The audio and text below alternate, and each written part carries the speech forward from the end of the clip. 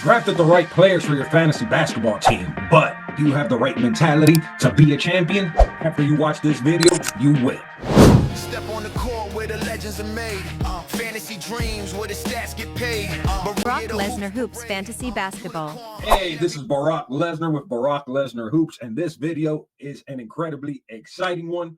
We are going to cover the early season strategy, the do's, the don'ts, the things you need to keep in mind to make sure you don't go off the rails early. Before we get started, do me a favor and smash that button for me and subscribe to Barack Lesnar Hoops if you have not yet.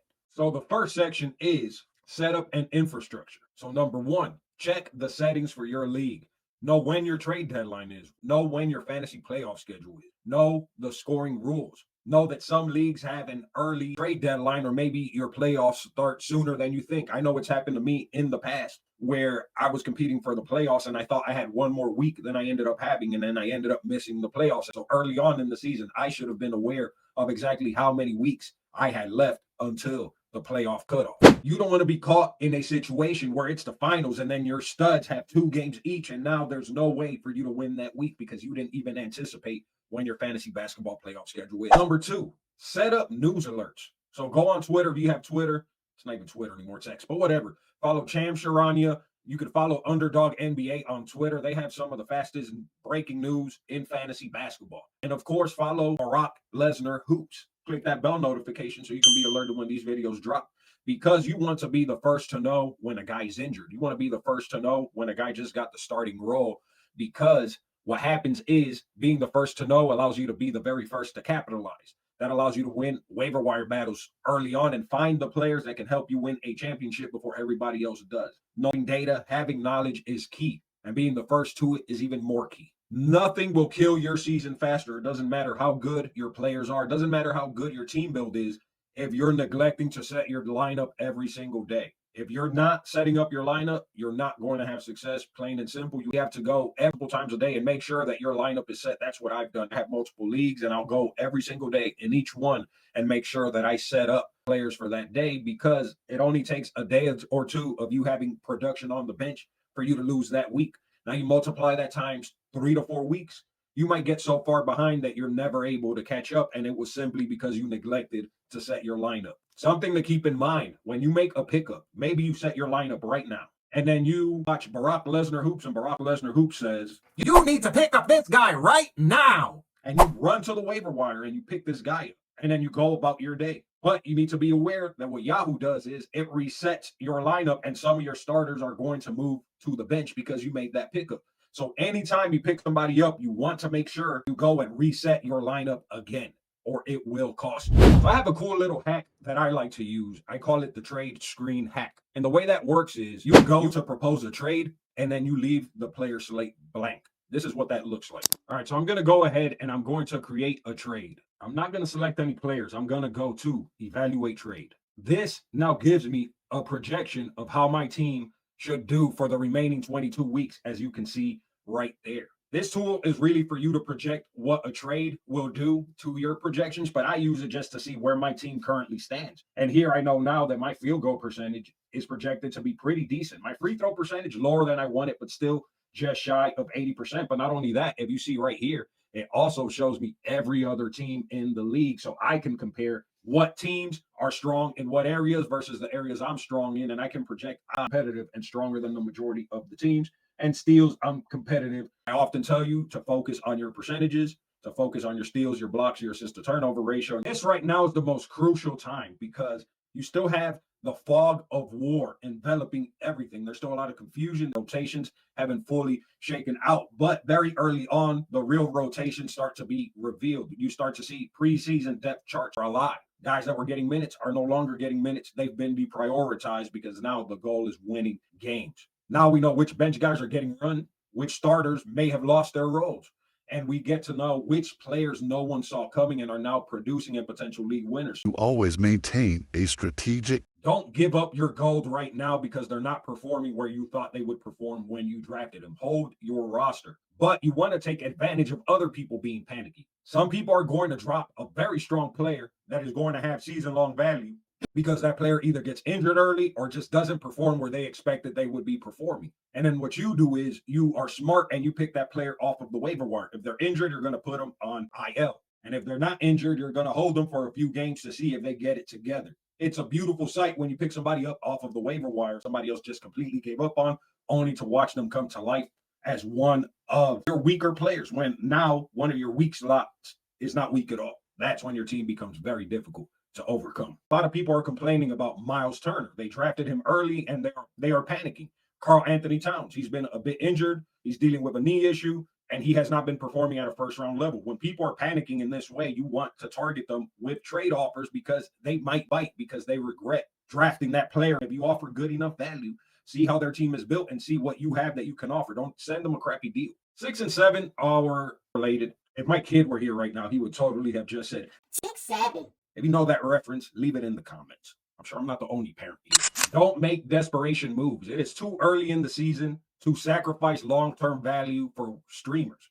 So if you have Miles Turner and you're so upset that he's not producing, don't do something drastic and drop him for a flash in the pan. Don't give up your foundational pieces for a short-term fix. Take the L and then address the real issues via smart waiver pickups instead, using smart streaming. Don't give up foundational pieces in the short term. You should be trying to take advantage of people panicking and giving up foundational pieces.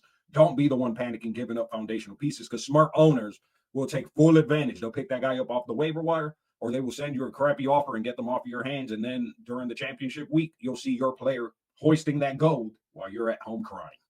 This is the time right now to sell high.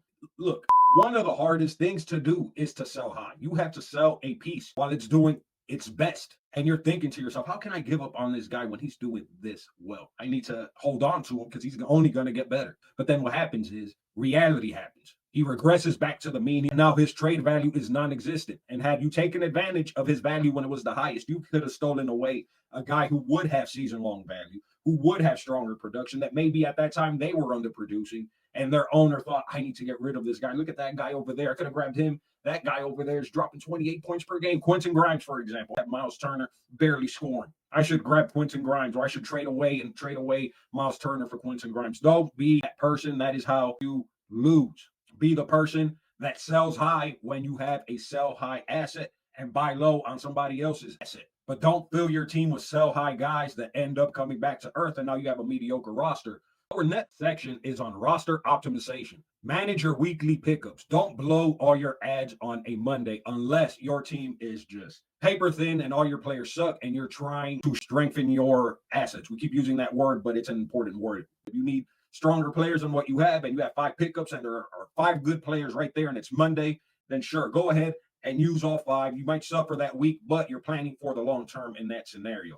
But if you have a strong team, make sure you're not blowing all your ads on Monday, because what's going to happen is you're going to get to Sunday and you might lose a category or two by just a little bit. And had you saved some ammunition, you could have streamed somebody, or maybe one of your guys ends up getting injured the final day of the week and you could have put them in IL, used the pickup and made up for their loss and still been competitive. You might only lose a category or two, but if that happens enough throughout the season, those categories add up, and it could be the difference between you making the playoffs and not making the playoffs. I'm a guy that's a panicky, anxiety-ridden picker-upper, where I'll pick a guy up and I'll be like, no, I want this guy. I just wasted 2 pickups because I was panicky. Be smart. Make sure if you do pick up somebody that it's with logic and that you are actually going to hold them. Don't waste pickups. Be patient and save your ammunition for the end of the week when you need it the most. This next trick I want to discuss with you, it feels like cheating, but it's not. It's perfectly legal. I'm about to break it down for you right now. But I am talking about the IL swap trick. So the way it works is you have 2 IL eligible players with opposing game schedule. You can swap them daily. So player A is active on his game days, then you put him back to the IL.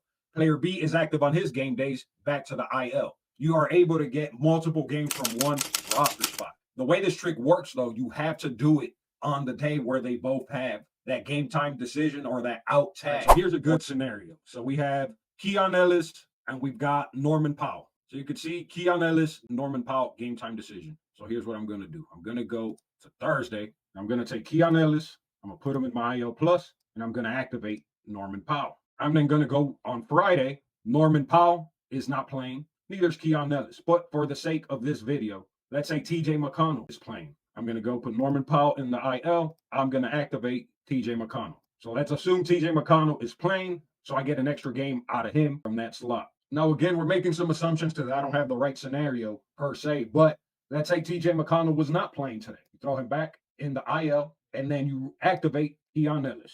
So Keon Ellis is now activated again. Now we are on Sunday. Norman Powell plays. Keon Ellis does not play. I'm going to go Keon Ellis in the IL, and I'm going to activate Norman Powell. Then I'm going to go back to today's date, and I'm going to make sure I set up my lineup again and make sure my lineup is optimized and everyone is starting that should be starting. But essentially what I've done is set up my team to get extra games. Now, some of the trade-offs that occur are I can't make any moves. I can't make any trades. Once a player becomes active and they are on your IL, you can't make any moves. No pickups. So you're stuck. There's no guarantee that the players with game time decision will actually play. There's no guarantee of that. So you're taking that risk as well. But there are times like last year, we had LeBron James, where he was game time decision almost every single day, where you knew it was very likely he was going to play, but still have that game time decision tag. And maybe you have another player in that same scenario. So when you're swapping them, even though they are on your IL, the chances of both of them playing are higher. That's an ideal scenario for you to try this strategy. If you're swapping in a guy that ultimately is just going to lay an egg on your bench anyways because he doesn't play, then you're not going to get any real benefit out of it. But you want to be aware at least of the scenarios where this IL plus trick can be really helpful to you. Have you ever used that trick before? What were your results? I'm curious to know. Leave me a comment below. This next tool I'm going to share with you is actually a sponsor of Barack Lesnar Hoops, but don't let the fact that it's a sponsor fool you for 1 second. This tool is worth it, and I'm going to show you why. It is the Fantasy Basketball Wizard extension. I love it because it lets you see category matchups versus your opponent. It tracks your league-wide standings, and it's a color-coded interface, so you can look and right away know where you're weak, where you're strong, and where you fare against your opponent. It also lets you auto set up lineups across all of your leagues, and you could always look at future weeks to see how you would do against other opponents in your league.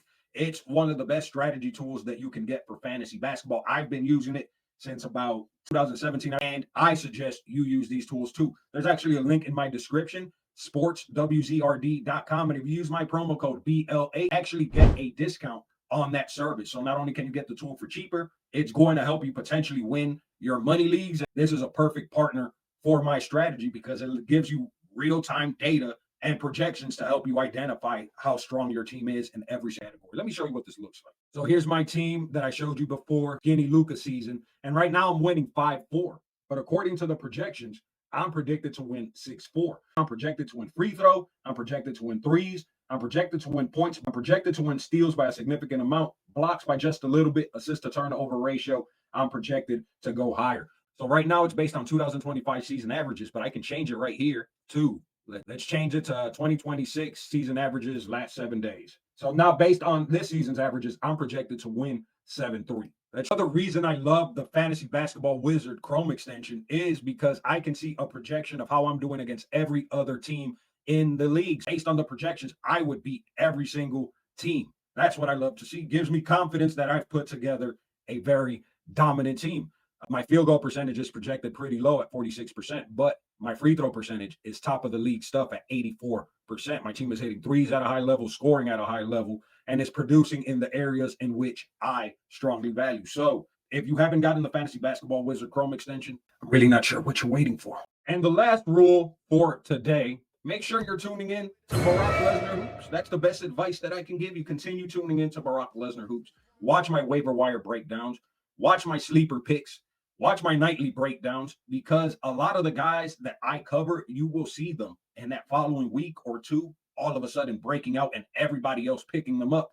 But you would have heard about them here a week or two before most other places because I have a formula, I have benchmarks, I have a framework to help me identify the players that can help you win a championship. And I've been an 11-time diamond tier and I have a 66.2 win rate.